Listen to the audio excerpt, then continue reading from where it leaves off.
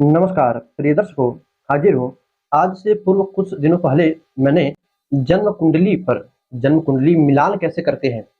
उत्तर भारत, दक्षिण भारत, पूरे पूर्वांचल में विवाह से पहले कुंडली मिलान की जो प्रक्रिया है, जो विधि है, वह प्रचलित है। उसी पर कुंडली मिलान हमने बतलाया था कैसे करते हैं। फिर उसके बाद हमने कहा था कि इसी कुंडली मिलान के बाद अष्टकूट मिलान किया जाता है। उत्तर भारत में तो अधिकतर लोग कुंडली मिलान की जगह अष्टकूट मिलान ही करते हैं। कूट यानी पक्ष जिसे कहते हैं। तो इन पक्षों में 8 प्रकार के पक्ष आते हैं। पहला वर्ण, वस्य, तीसरा नक्षत्र जिसे कहीं कहीं पर तारा भी कहते हैं, चौथा योनि, पांचवा ग्रह मैत्री, छठा गण, सातवां भकूट और आठवां नाड़ी। दर्शकों, अब इनमें से जैसे कुछ जातीय प्रथा से अलग अलग मंतों पर होता है। जैसे कुछ लोग कहते हैं नाड़ी दोष हो जाए तो जन विवाह नहीं करना चाहिए, तो वहीं पर किसी ने अपना पक्ष रख दिया कि नाड़ी दोष जो है सिर्फ ब्राह्मणों को लगता है।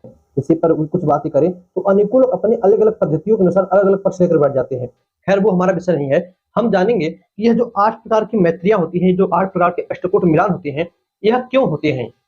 कुंडली मिलान क्यों, यह हमारा टॉपिक है। कुंडली मिलान कैसे करना चाहिए, इस पर हमने एक वीडियो बना दी है। आपको नीचे आई बटन में सभी का लिंक मिल जाएगा, आप उन वीडियो को देख लीजिएगा। दर्शकों, हम आज बात करेंगे वर्ण।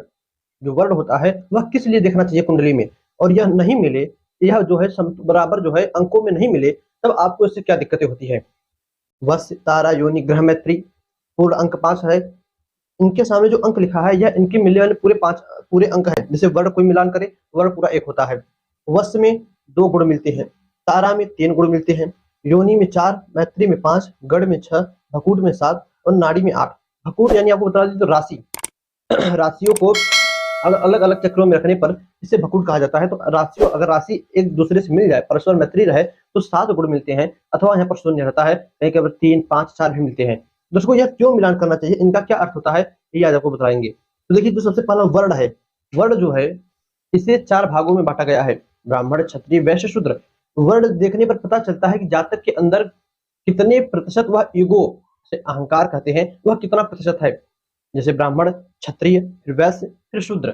ये कहना तो नहीं चाहिए, ब्राह्मणों को अपना सम्मान अत्यधिक प्रिय होता है।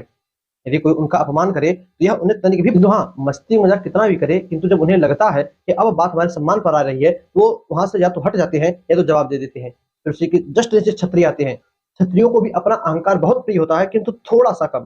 फिर उसी के नीचे वैश्य, उन्हें भी प्रिय होता है, किंतु क्षत्रियों से थोड़ा कम। और उसके बाद शूद्र, उससे भी प्रिय होता है, किंतु वैश्य से भी थोड़ा कम। तो इस प्रकार जो आपका वर्ण हो, उस अनुसार आप समझ सकते हो कि आपको कौन सा, आपके अंदर कितना प्रतिशत ईगो है। इसी प्रकार जो दूसरा होता है वश्य। वश्य जो है 5 प्रकार का होता है।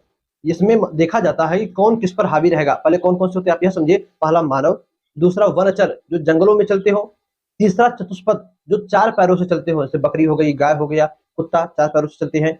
उसके बाद जलचर जो पानी में तैरते हैं। फिर कीट, ये 5 प्रकार, जैसे मनुष्य सभी पर हावी रहता है, वह जंगल में रहने वालों पर भी हावी हो सकता है। जो 4 पैर के जानवर है उन पर भी हावी रहता है, जो पानी में मछली इत्यादि रहती है उन पर भी हावी रहता है, जो कीट पतंग है उन पर भी हावी होता है। फिर उसके बाद आता है वनचर जो जंगलों में रहते हैं, वह भी सभी पर हावी हो सकते हैं, सिर्फ मनुष्य को छोड़कर। फिर उसके बाद आता है 4 पैर वाले, वह सिर्फ अपने से नीचे पानी वालों पर, जलचर पर और कीट पर हावी रहते हैं। इस पर आप उम्मीद करता हूँ आप समझ रहे होंगे। ये वश्य देखा जाता है कौन किस पर हावी रहेगा। जिसका वश्य जितना बड़ा, मानव का बड़ा रहेगा, मानव मानव हो जाए तो अच्छा गुण मिल जाएगा, वनचर वनचर हो जाए अच्छा गुण मिल जाएगा, जलचर जलचर हो जाए तो दोनों एक दूसरे को समझेंगे और एक दूसरे पर अपना दबाव बनाकर रखेंगे, तो वह उस समय अपने गुस्से को शांत रखेगा। किंतु जब सामने वाला के गुस्सा शांत होगा तो फिर ये उसको जो है अपनी खरी खोटी सुनाएगा। तो रिश्ता ऐसे ही चलता है। खैर, आगे बढ़े, तीसरा मिलता है हमें नक्षत्र, तारा। नक्षत्र यदि दोनों का अच्छा खासा मिले तो इसमें 3 गुण मिलते हैं। तारा अच्छा खासा मिले तो 3 गुण मिलते हैं, और इससे जातक का, उस लड़के का और लड़की का स्वास्थ्य देखा जाता है। दोनों का विवाह के बाद स्वास्थ्य कैसा रहेगा, दोनों की तबीयत कैसी रहेगी, दोनों का मूड एक दूसरे के प्रति कैसा रहेगा। दर्शकों, अगला देखिए योनि। 4 गुण इसमें मिलते हैं। दर्शकों, योनि में लड़के और लड़की का संबंध देखा जाता है, इनकी निकटता देखी जाती है, इनका जो है आपस में संबंध कैसा रहेगा इसे देखा जाता है।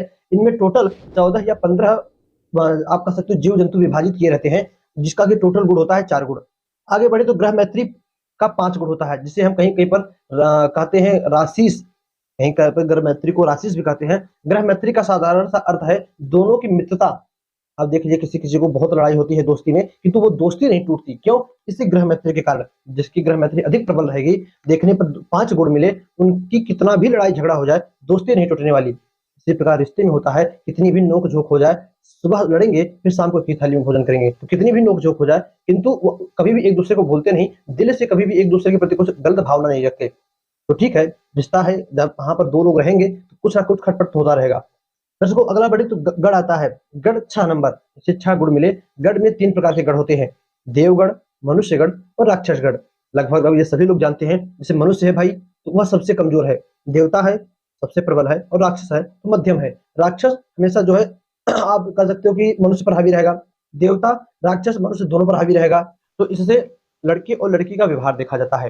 दर्शकों अगला मिलता है भकूट, जिसे कहीं पर राशिकूट या राशि भी कहते हैं। इसके टोटल गुण होते हैं 7। इससे लड़का और लड़की के सुख, समृद्धि, ऐश्वर्य, सोचने समझने की बुद्धि, इन सभी चीजों को देखा जाता है। जिसे हम मानसिक तौर की स्थिति कह ले तो यह राशिकूट से भकूट से देखा जाता है। अब यह जितना अच्छा मिलता है कुंडली मिलान करते वक्त, अष्टकूट मिलान करते वक्त, इसके टोटल गुण 7 होते हैं। अब 7 में से कम आधे से तो ज्यादा मिले तब विवाह करना चाहिए।